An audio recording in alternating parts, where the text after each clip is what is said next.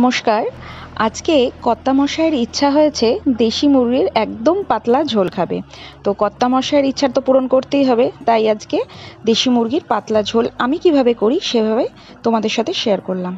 মাংসটাকে ভালো করে ধুয়ে আদা, রসুন, কাঁচা লঙ্কার পেস্ট, অল্প একটু পেঁয়াজ কুচি, সামান্য গোলমরিচের গুঁড়ো, লবণ, টক দই, হলুদ, কাশ্মীরি লঙ্কার গুঁড়ো দিয়ে সামান্য একটু সর্ষের তেলও দিলাম, দিয়ে ভালো করে 2 ঘন্টার জন্য ম্যারিনেট করে রেখে দেব।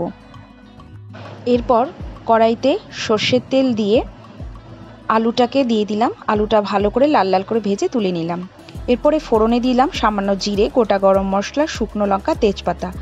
ফোড়ন থেকে সুন্দর গন্ধ ছেড়ে গেলে পেঁয়াজ কুচি দিয়ে দিলাম। পেঁয়াজটা হালকা লাল ভাজা হলে দিয়ে দিলাম পেঁয়াজ বাটা।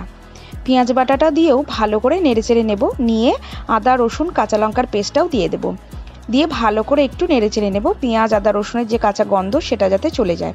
তারপরে দিয়ে দিলাম ম্যারিনেট করা মাংসটা দিয়ে ভালো করে কষিয়ে নেব। এই অবস্থায় কোনো জল দেব না, চাপা দিয়ে দিয়েই রান্না করব। দেখো মাংস থেকে কতটা জল উঠে গেছে। এরপরে কয়েকটা গোটা রসুন দিয়ে দিলাম। আমি কোনো এক্সট্রা করে মশলা দিইনি, যেমন জিরের গুঁড়ো, ধনের গুঁড়ো বা চিকেন মশলা।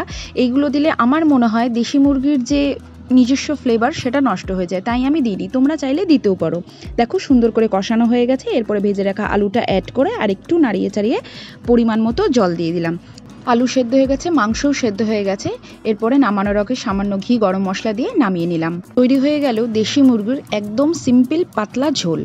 রেসিপিটা আশা করি তোমাদের খুবই ভালো লাগবে। বাড়িতে একবার ট্রাই করো, জানিও কেমন লাগলো। ভালো লাগলে ছোট্ট একটা লাইক করো, সাবস্ক্রাইব করে পাশে থেকো।